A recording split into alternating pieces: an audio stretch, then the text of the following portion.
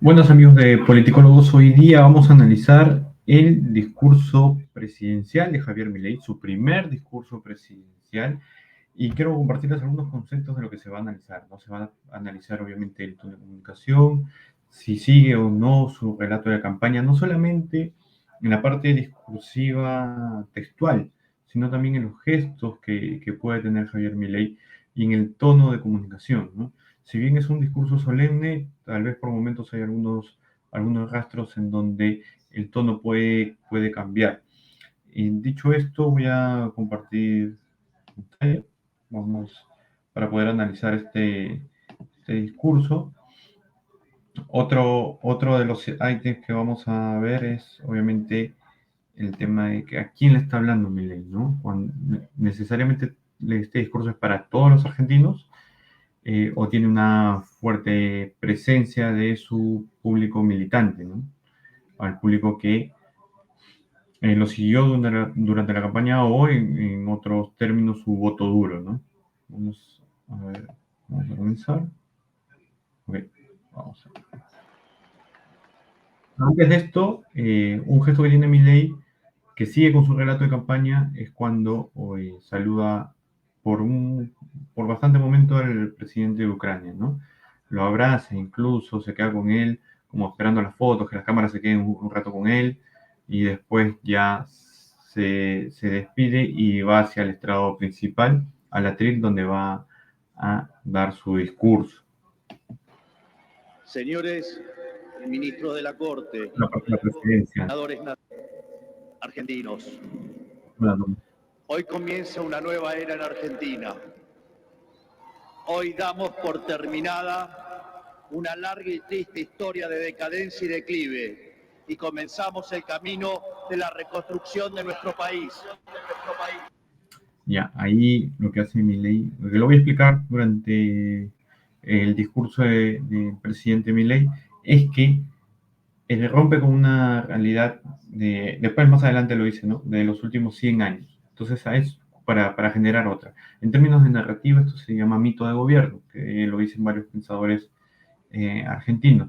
Y este mito de gobierno, lo que nos quiere decir es que no es ningún decir mito en esta parte, no es nada despectivo, sino que así se dice cuando yo rompo con una realidad anterior larga y para comenzar otra. Le doy un ejemplo que puede ser, ahorita se me viene a la mente el caso de Evo, ¿no? Rompe con una realidad de 200 años, por así decirlo, desde épocas fundacionales hasta que fue elegido presidente, en donde él ya lo que menciona es rompemos con una oligarquía que estuvo gobernando Bolivia para pasar a un estado plurinacional en donde todos sean incluidos. En términos de narrativa fue muy poderoso esto y lo que logró fue generar mayor consenso en la población, ¿no? Obviamente cuando tú comunicas, no comunicas al 100%, porque tú sabes que el 100% no va a estar necesariamente con tu discurso, con tu relato. Comunicas a un cierto grupo para que tu mensaje pueda llegar, se pueda llegar a expandir, ¿no? Y en términos de narrativa comenzar a avanzar y tener una polarización que ronde el 60-40 a favor tuyo, si es posible un 70-30, 50-50 te da bastante legitimidad también al momento de gobernar, ¿no?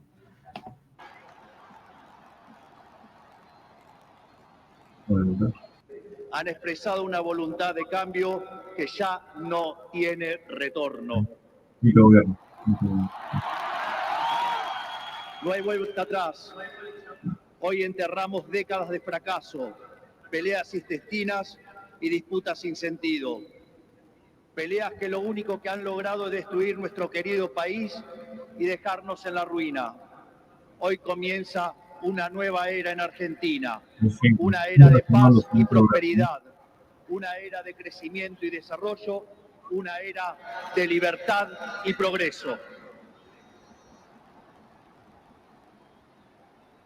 Hace 200 años, un grupo de ciudadanos argentinos reunidos en San Miguel de Tucumán le dijeron al mundo que las Provincias Unidas del Río de la Plata... Ahora, no lo hace, cuando hace puede ser este mito de gobierno, lo que hace Milei no es romper con los 200 años, ¿no? Sino pasar a términos fundacionales en donde sí abrazaron o se acogieron estas ideas de la libertad y que por eso Argentina salió adelante, ¿no? No eran más una colonia española y que a partir de ese histórico momento seríamos una nación libre y soberana. Durante décadas nos enfrentamos en disputas internas acerca de cuál debía ser la forma institucional que nuestro país necesitaba. En 1853, luego de 40 años de haber declarado la independencia, bajo el auspicio de un pequeño grupo de jóvenes idealistas que hoy conocemos como la generación del 37, decidimos como pueblo abrazar las ideas de la libertad.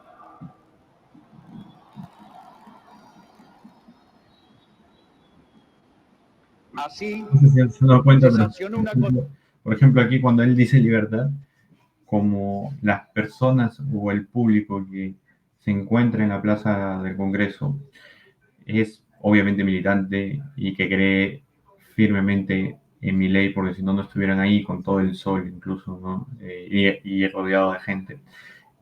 Cada vez que dice libertad, esa palabra es un componente ideológico que afirma el relato de Milei y le habla directamente a su público maduro, ¿no? Por eso cada vez que puede él dice libertad, el público responde con aplausos, con arengas. Constitución liberal con el objetivo de asegurar los beneficios de la libertad para nosotros, para nuestra posteridad y para todos los hombres del mundo que quieran habitar el suelo argentino. Acá Milei, todo discurso se debe comenzar por el porqué. ¿Por qué es que Milei fue presidente? Porque cree que la libertad de la Argentina es la única forma de que pueda darles progreso a los mismos argentinos, ¿no? Entonces, él no comienza diciendo la inflación, no comienza diciendo que el PIB, etcétera, no comienza con las medidas, ¿no? Eso va para el final, con un remate emotivo. Siempre, siempre, siempre, por favor, acuérdense de conectar todo discurso político primero con su causa, ¿sí? Este discurso es más solemne, pero no pierde esa estructura, ¿no? Primero el por qué, después el cómo, y por último, las propuestas, por favor, eso sí siempre tengan presente, eso no cambia, incluso no cambia aquí, ¿no? Lo que vino después de la sanción de esa constitución de fuerte raigambre liberal fue la expansión económica más impresionante de nuestra historia.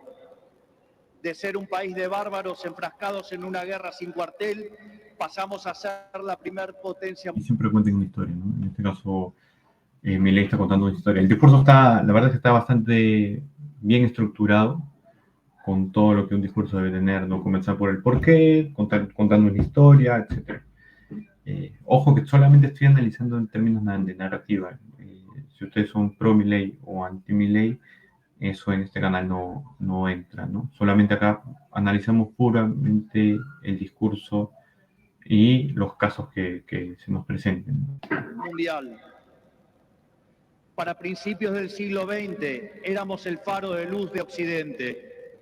Nuestras costas recibían con brazos abiertos a millones de inmigrantes que se escapaban de una Europa de... Bueno, acá sigue reafirmando esa idea, ¿no? Reafirmando esa idea, ir avanzando en la historia. Voy a adelantar un poquito para ver qué más entiendo. Y miseria.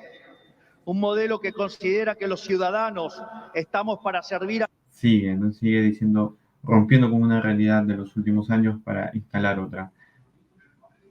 la política y no que la política ha fracasado. Ha fracasado en todo el mundo, pero en especial ha fracasado en nuestro país. Así como la caída del muro de Berlín marcó el final de una época trágica para el mundo, estas elecciones han marcado el punto de quiebre de nuestra historia.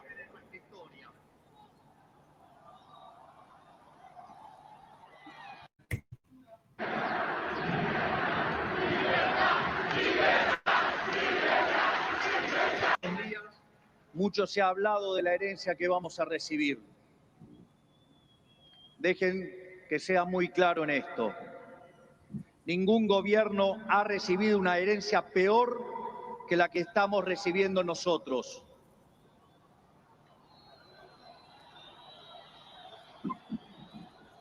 Ahora ya Milei, ya habiendo dado un marco contextual, habiendo contado una historia, habiendo hablado del por qué, ya se comienza a meter en la coyuntura, ¿no? Creo que vamos a ver cómo esto empalma con lo siguiente, porque obviamente esto ya es para generar un poco más de titulares, para advertir lo que se viene, ¿no? El kirchnerismo, que en sus inicios se captaba de tener superávit gemelos, esto es, superávit fiscal y externo, hoy nos deja déficit gemelos por 17% del PBI.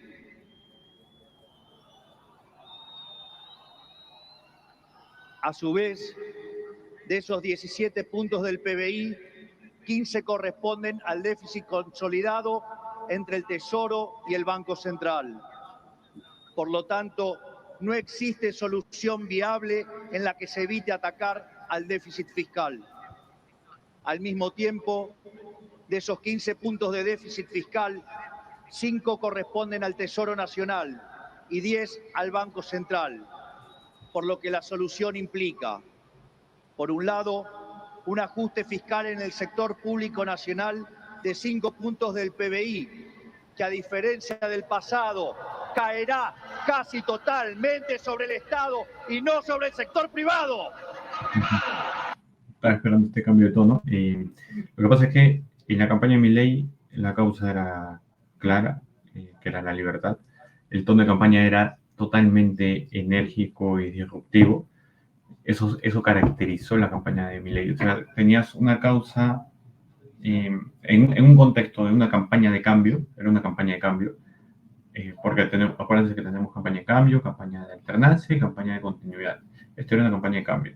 Y en esta campaña de cambio, lo que la causa de Milei era la libertad. Entonces, habría que hablar de la libertad en relación al cambio. Pero, ¿cuál era el tono de comunicación? Porque el tono es muy importante. Massa se iba por el lado de la sensatez, ¿no? Para hacer un contraste con Milei. Pero en este caso, Milei hablaba en este tono mucho más enérgico, mucho más disruptivo. Entonces, estaba esperando ese cambio de tono para ver si en este discurso, que es mucho más solemne, igual había esa voz ronca de Milei y fuerte, ¿no? Que fue característica de su campaña.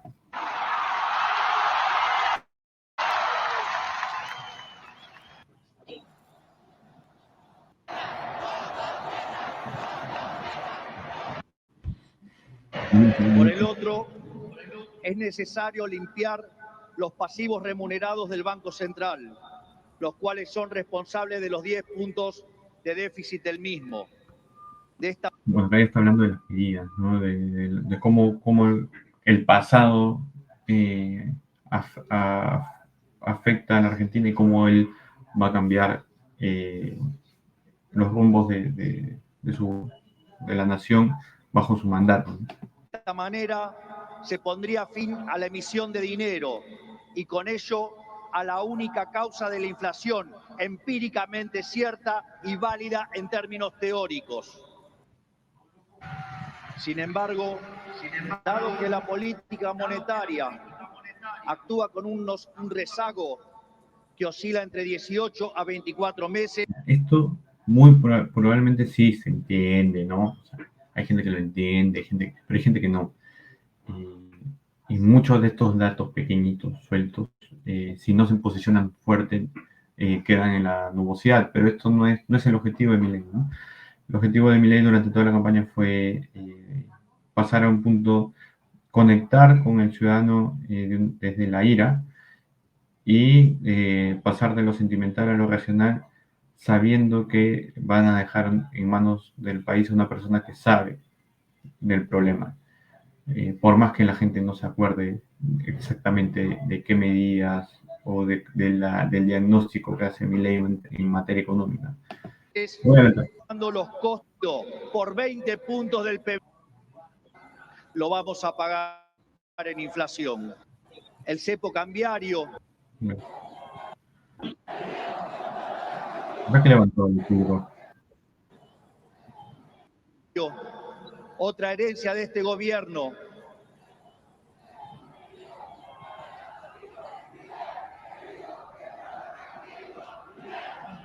Claro, o sea, Milei estaba hablando de los números, ¿no? Y ya la gente, ¿qué números? No, Milei, amigo, ¿no? Ya es muy emocional, esto es muy emocional. Acuérdense que las campañas electorales, en sí la política es muy pasional, es muy de emociones.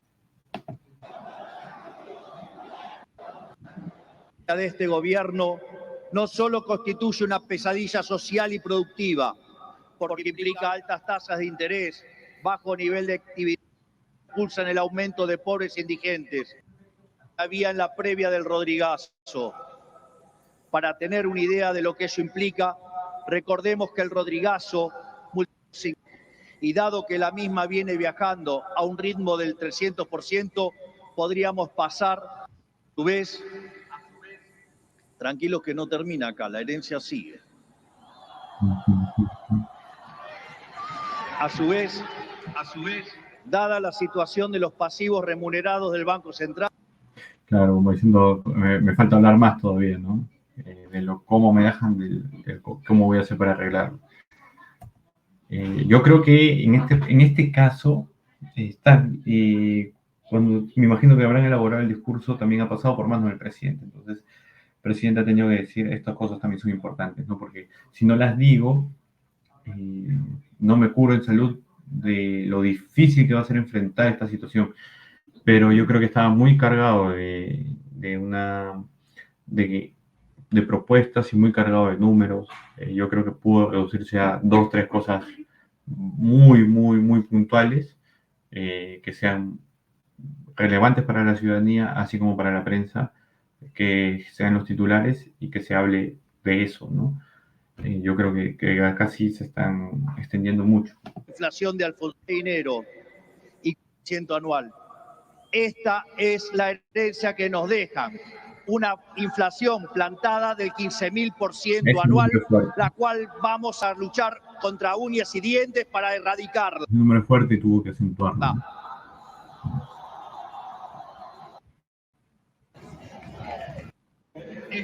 Que parece un disparate. Quiero que sepan que implica una inflación del 52% mensual. Sí, con los números. Yo creo que está muy cargado de números. O sea, si bien es cierto, muestra conocimiento sobre el tema, el nivel de recordación de lo que está diciendo es muy bajo y se pierde hace como 10 minutos que estamos redundando en números, ¿no? Entonces, yo creo que es importante, sí, pero yo creo que para un mensaje en donde tienes que posicionar ciertas partes del mismo, es importante priorizar, ¿no? Yo creo que también cuando pasa por manos de los políticos y los políticos saben del tema, creen que como esa información es importante y relevante, hay que ponerla. Y al tratar de ponerlos, al final se hace una lista muy grande. Entonces, ahí hay un punto de negociación entre los que hacen el discurso con el político, ¿no?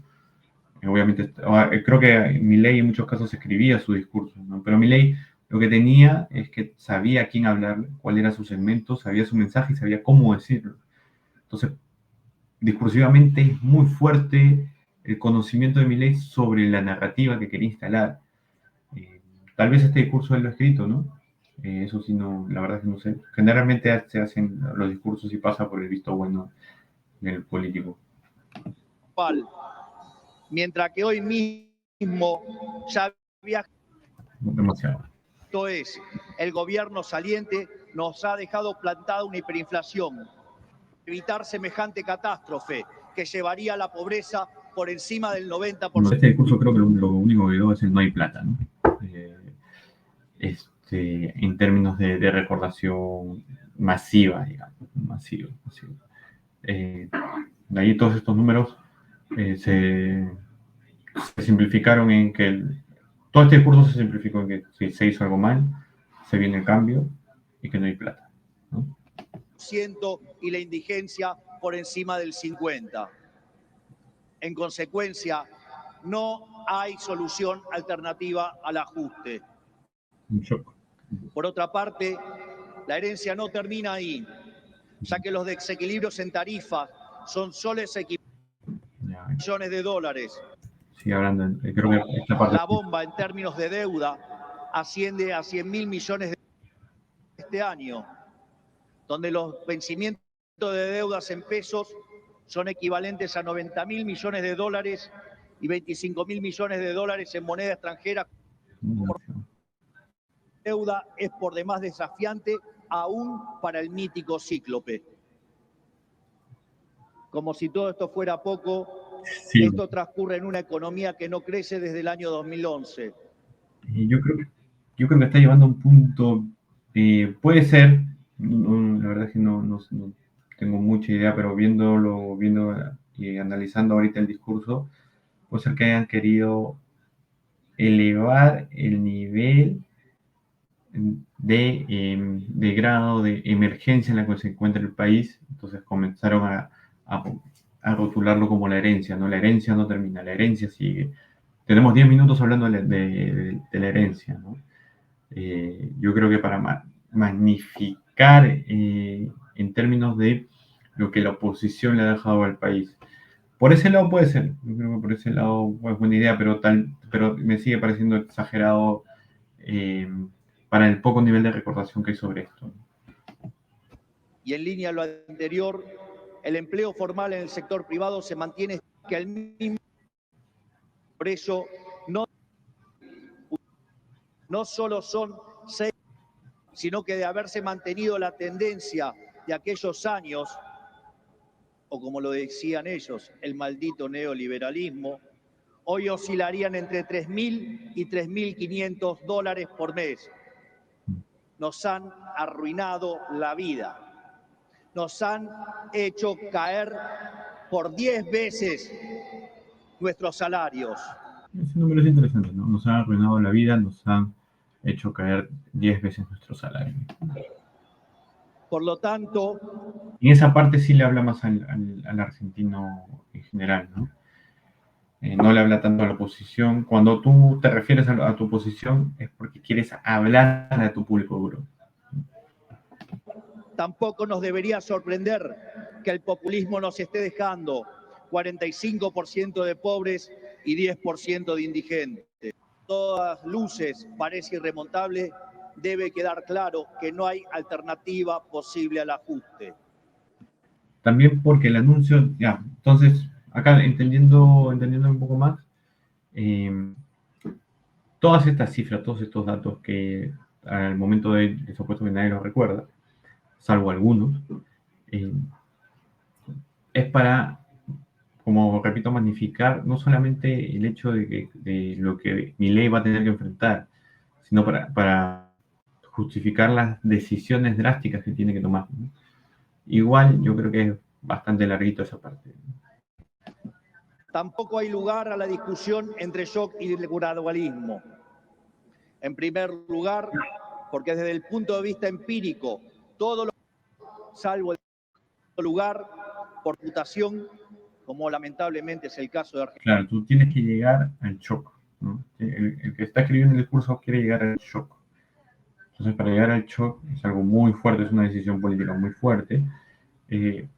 Voy a tener que justificarlo ampliamente. Puede ser. Argentina, los empresarios no invertirán hasta que vean el ajuste fiscal, haciendo que el mismo sea recesivo. Y lamentablemente,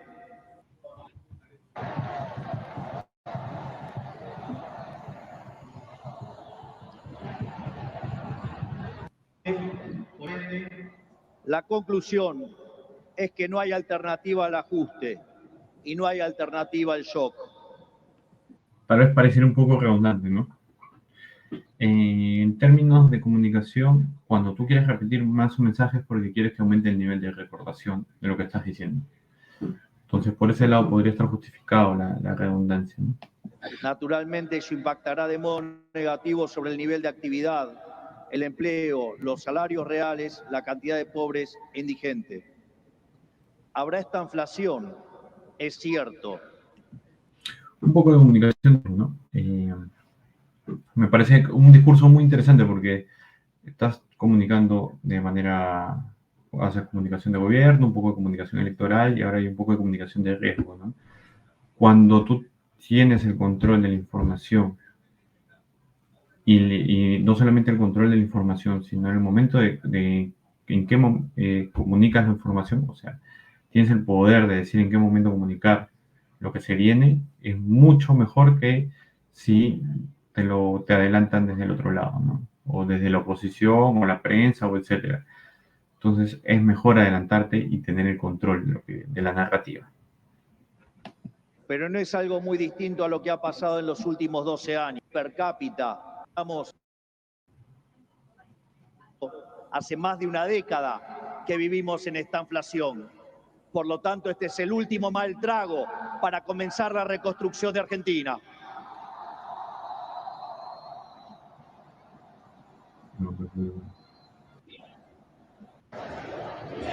A su vez, luego del reacomodamiento macro que vamos a impulsar, el cual será menos doloroso cuanto mayor sea la caída del riesgo país y cuanto mejor sea nuestra contención desde el Ministerio de Capital Humano, la situación comenzará a mejorar.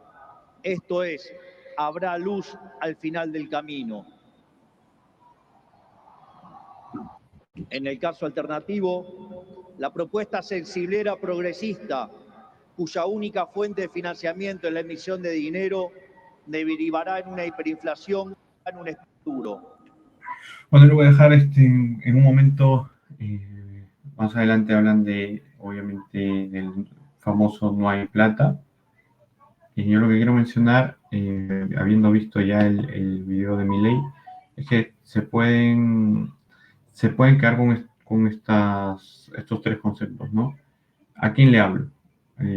Si le hablo al militante, le hablo al militante, le hablo a un público un poco más amplio, bajo mi misma narrativa, obvio, o le hablo a la oposición. Y al hablar a la oposición, obviamente, o al mencionar a la oposición, lo que hago es reafirmarme mucho más en mi público más duro. Quédense con esto, quédense con que Milei supo qué tono hablar de manera solemne, que es un tono de discurso presidencial, pero volvió a su discurso que prácticamente le sale natural, ¿no? Un poco más estridente, un poco más aguerrido. De todas maneras, quédense con eso. Voy a seguir analizando discursos. Si desean saber cómo hacer discursos o darles un paso a paso de cómo realizar un discurso político persuasivo y estratégico, no duden en escribirme o igual en los comentarios dejarme sus opiniones, y eso ha sido todo por esta vez. Gracias.